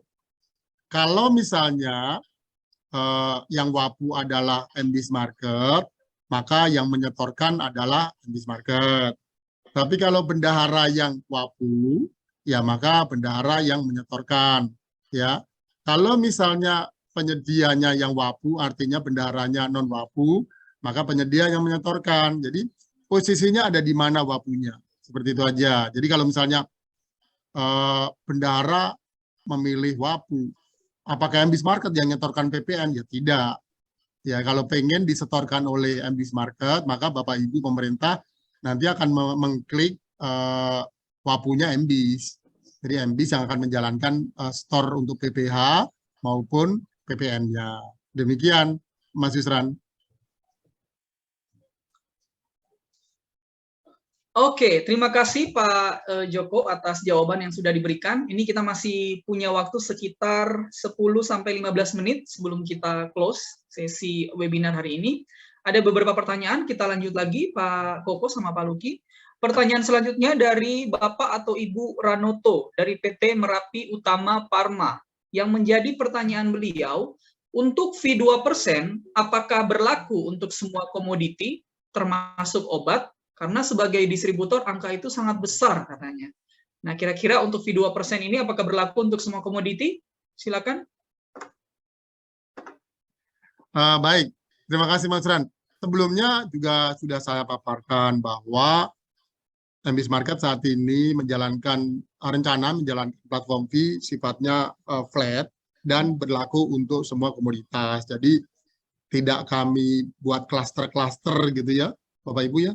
Misalnya klaster makan minum, klaster elektronik, klaster tidak. Kami saat ini menjalankan untuk semua komoditas dengan nilai platform fee-nya flat, jadi tidak ada sesuai dengan klaster ya. Mungkin ke depan kita bisa saja evaluasi ya. Tapi untuk saat ini kita memang jalankan flat untuk seluruh komoditas yang ditransaksikan di platformnya MBIS Market. Demikian Mas Usran.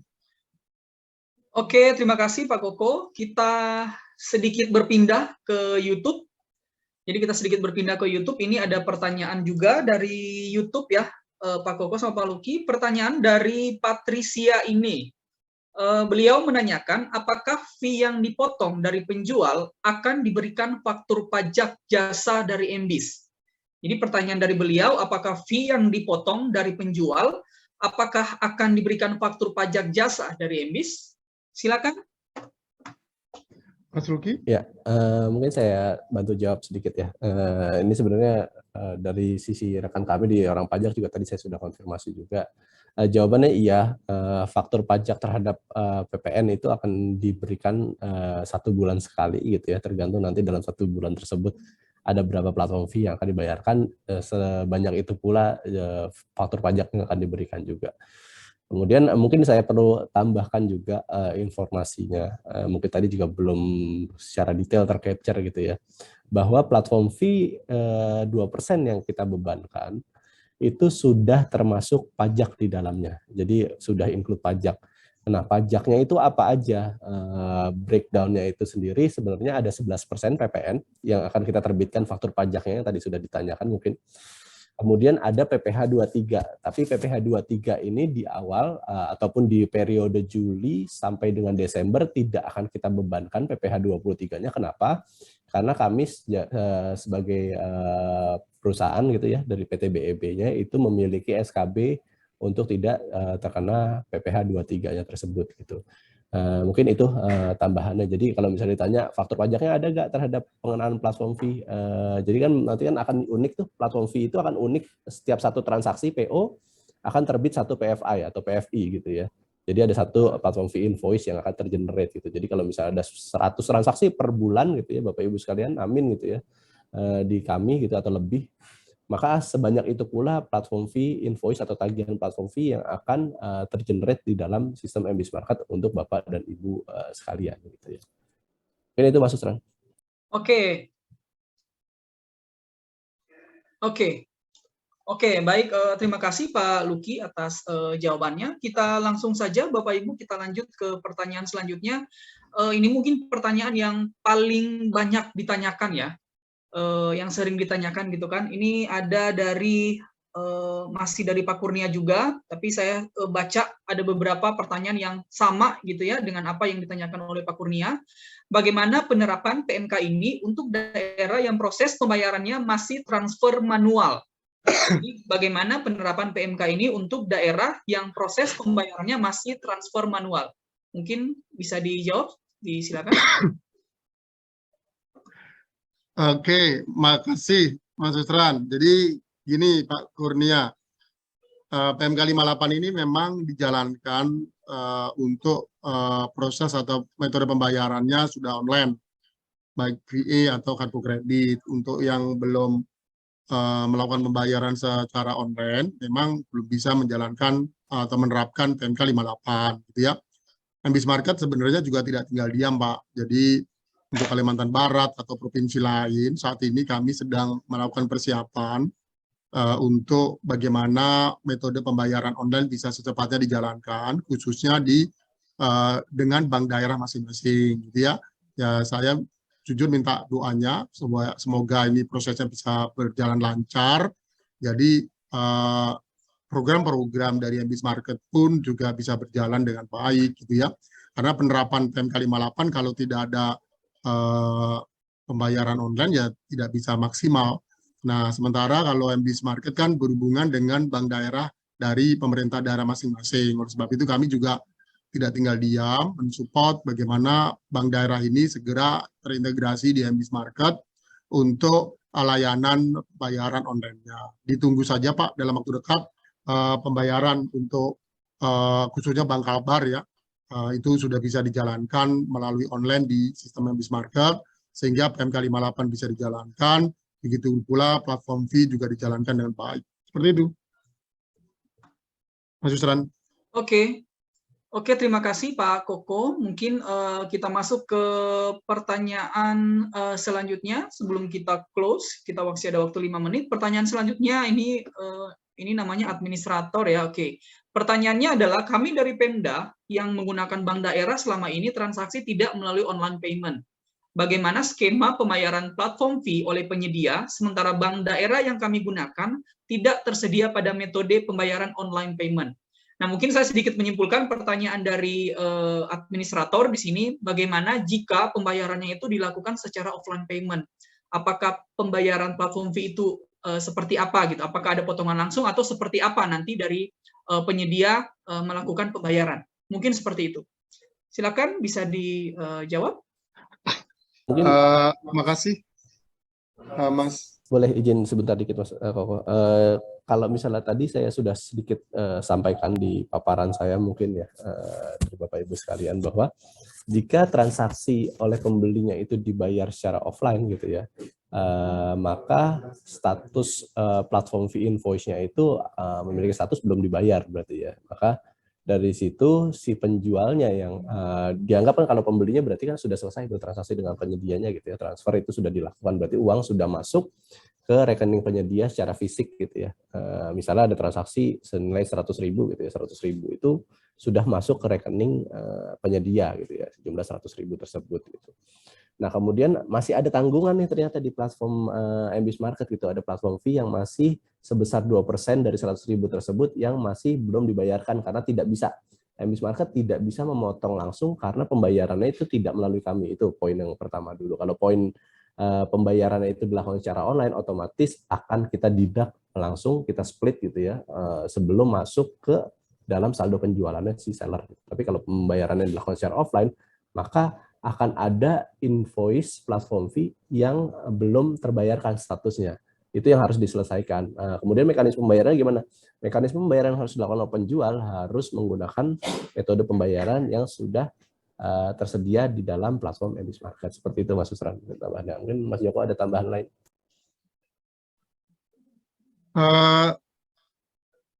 Sedikit saya tambahkan. Jadi Bapak Ibu tidak perlu khawatir. Jadi kalau misalnya pun pembayaran dengan offline pun MBIS Market sudah menyediakan satu metode di mana prosesnya tetap dilakukan di sistem gitu ya. Tapi ada dasar untuk tagihan gitu ya, agar bisa dijalankan. Jadi nanti Bapak Ibu penyedia khususnya ketika pembayarannya offline ya nggak apa-apa, tetap berlanjut.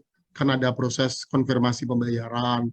Baru setelah itu diselesaikan akan ada tagihan masuk ke penjual. Nah, untuk pembayarannya itu nanti dilakukan dengan online ya di sistemnya MBIS Market. Nanti ada arahan ketika Bapak Ibu sudah dijalankan atau rilis platform fee ini, Bapak Ibu pasti akan lebih mudah dan memahami prosesnya. Seperti itu sih tambahan dari saya. Mas Yusran silakan. Ya, terima kasih Pak Koko dan Pak Luki atas jawabannya. Mungkin kita masuk ke pertanyaan selanjutnya. Ini pertanyaan dari CV Safa Guna Mandiri ini Pak. Untuk penyedia yang sudah PKP, saat kita input PPh, nantinya pilih yang mana? 1,5% ataukah 0,5%? Kan PPh ini nanti akan mengurangi nilai total. Oke, ini pertanyaan dari penyedia. Jadi dia bertanya kalau PPh pada saat nanti dia upload produk itu dia memilih yang mana? 1,5 ataukah 0,5?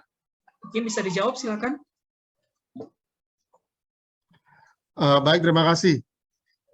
Untuk PPh ya seperti Bapak kan ketika mau upload produk PPh-nya barang berapa. Kalau misalnya pun ketika penerapan pajaknya itu nanti akan berubah Pak ketika pembeli yang akan memutuskan. Contoh misalnya kalau secara umum untuk barang ya PPh-nya 1,5, untuk jasa 2% Pak. Gitu. Nanti ketika pembelinya akan menjalankan peran sebagai tinggal 3 menit terakhir. Ketika pembelinya menjalankan peran atau memilih MBIS Market sebagai WAPU, maka MBIS Market akan pembeli akan mendapatkan halaman untuk memilih pajak. Nah, untuk PMK 58 itu pajak PPh-nya 0,5 ya. Untuk PPN-nya ya tetap 11%. Jadi Bapak pada saat upload produk ketika harus menyertakan pajak ya upload sesuai dengan yang sekarang berjalan aja Pak. Nanti kan si pembeli yang akan menentukan. Kalau dia sebagai pembeli akan menjalankan PMK 58, maka dia akan memilih MBIS Market WAPU. Nah, tentunya karena MBIS Market WAPU, maka halaman yang muncul PPh-nya hanya 1, yaitu 0,5 saja. Tapi kalau misalnya bendaharanya WAPU, misalnya contoh, wah saya belum bisa menerapkan PMK 58 nih, dikarenakan pembayarannya masih offline, misalnya gitu ya, belum mau bayar pakai virtual account yang ada di sistem MBIS, karena bukan bank daerahnya, misalnya, ya mereka berarti akan mengungut pajak ya sesuai dengan yang berlaku saat ini. Ya, jadi jangan bertanya berapa yang harus saya upload PPh-nya, tetapi ikutin aja proses saat ini. Untuk aman ya Bapak terapkan sesuai dengan PPh standar umum saja.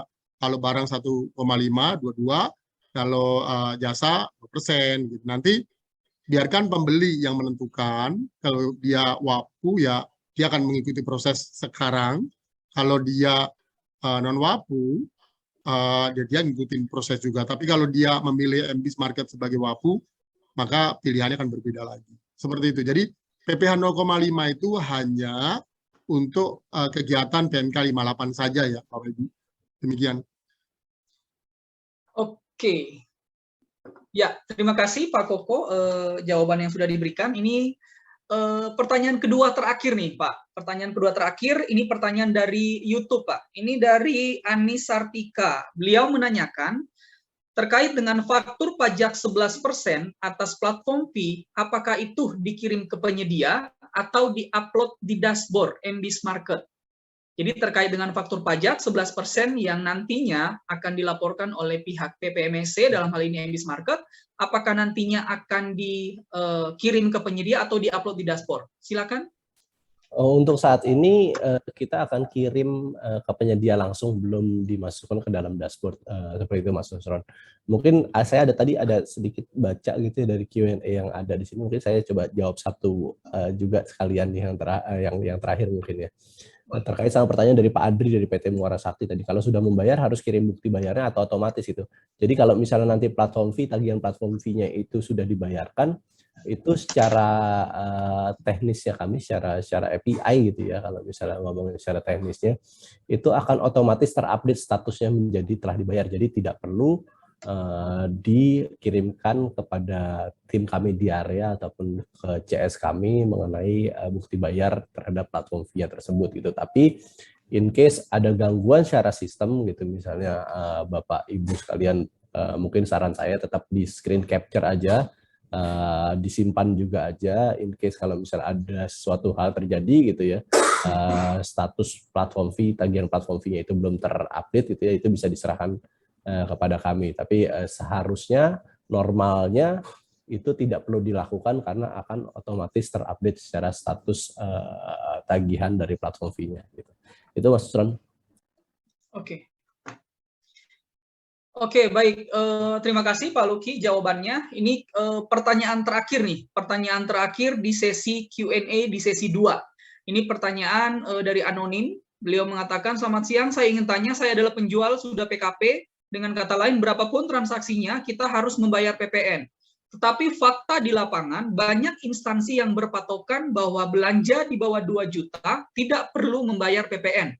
Sehingga banyak instansi yang tidak mau mencentang kolom PPN saat transaksi ketika nominalnya di bawah 2 juta. Bagaimana saya harus menyikapinya? Nah, ini terkait dengan transaksi di bawah 2 juta, dari sisi bendahara tidak membayar atau tidak dikenakan PPN untuk transaksi tersebut. Silakan. Baik, terima kasih. Pak Anonim, ini pertanyaan bagus sekali ya, biar juga pemberitahuan buat para bendahara pemerintah apabila ada yang join ya. Jadi sebenarnya kalau perusahaan PKP itu berapa nilai transaksinya pun tetap harus bayar PPN ya Pak. Ya, ketika ada pembeli dari pemerintah beranggapan bahwa mereka tidak pungut PPN sebenarnya, yaitu sesuai dengan aturan mereka. Tetapi di sisi lain Bapak sebagai penjual tetap harus menyetorkan PPN tersebut. Nah, seharusnya dari sisi pembeli Pak, itu tetap harus menambahkan PPN Pak, di dalam sistem Pak. Jadi kalau misalnya contoh nih Pak, Bapak ternyata mendapatkan tidak ada PPN ya, Bapak sebagai penjual PKP ketika mendapatkan penawaran, Bapak tambahkan PPN-nya Pak. Ya, nah, PPN itu kan sifatnya menambahkan, itu menjadi beban buat penjual. Tetapi di sini Bapak bendahara harus memilih sebagai pilihan pajaknya non-WAPU. Jadi kalau biasanya kalau di atas 2 juta itu kan WAPU ya Pak. Nah, pembeli akan memilih WAPU. Nah, di sini Bapak atau Ibu pembeli itu akan memilih statusnya sebagai non-WAPU. Tetapi penerapan pajak PPN termasuk PPH ya tetap harus dijalankan. Ya, jadi yang dibayarkan oleh pembeli itu sudah harusnya include dengan PPN. Nanti memang Bapak yang harus menyetorkan PPN tersebut karena Bapak sebagai penjual PKP. Jadi bendahara tetap harus membayarkan include PPN-nya. Ya, tetapi karena mereka tidak menerapkan, tidak memungut itu bukan artinya tidak membayar gitu. Ya, karena tidak memungut PPN, maka PPN tetap harus ditambahkan di sistem MBIS. Kemudian nanti yang akan menyetorkan pajaknya adalah Bapak Ibu penjual ya atau penyedia. Jadi ini hanya mengalihkan siapa yang menyetorkan saja. Jadi sebetulnya tidak boleh dinolkan ya, tetap harus di checklist tetapi statusnya dari pembeli sebagai non-WAPU saja sehingga Bapak Ibu penjual yang akan menyetorkan PPN ataupun PPH-nya. Demikian Mas Pusran. Oke, baik, terima kasih Pak Koko atas jawaban yang sudah diberikan. Saya pikir dengan diberikannya jawaban di pertanyaan terakhir di sesi tanya jawab hari ini, saya rasa cukup ya Bapak Ibu ya, karena mengingat waktu sudah jam 12 lebih, kita tutup acara webinar hari ini. Sebelumnya kami menyampaikan terima kasih kepada narasumber hari ini, Pak Joko Wardoyo dan Pak Luki, sudah memberikan pemahaman yang baru nih bagi penyedia yang kemarin sempat bertanya-tanya terkait dengan bagaimana platform fee di MBIS Market, kenapa dikenakan platform fee, kemudian bagaimana cara pembayarannya, ini sudah bisa diakomodir ya hari ini Bapak Ibu penyedia, kami sudah memberikan informasi terkait hal-hal tersebut. Namun tidak perlu khawatir Bapak Ibu jika memang ada pertanyaan yang tidak bisa diakomodir, jadi kami tidak bisa menjawab pada sesi webinar, Bapak Ibu tidak perlu khawatir, nanti Bapak Ibu bisa menghubungi PIC kami, PIC MBIS Market yang sudah ada di beberapa provinsi, atau Bapak Ibu bisa menghubungi kami di MBIS Market, bisa ke Pak Joko atau bisa ke saya di grup yang masing-masing ya yang sudah tersedia ya Bapak Ibu ya. Saya rasa cukup untuk webinar hari ini. Saya sampaikan terima kasih kepada Bapak Ibu para peserta webinar. Demikian acara webinar kita, webinar series MBIS Market hari ini. Terima kasih atas waktu dan kehadiran dari para narasumber dan seluruh para peserta webinar hari ini. Dan mohon maaf apabila dalam pelaksanaan webinar ini terdapat kekurangan ya Bapak Ibu ya. Sampai bertemu di acara webinar selanjutnya. Terima kasih dan wassalamualaikum warahmatullahi wabarakatuh. Terima kasih.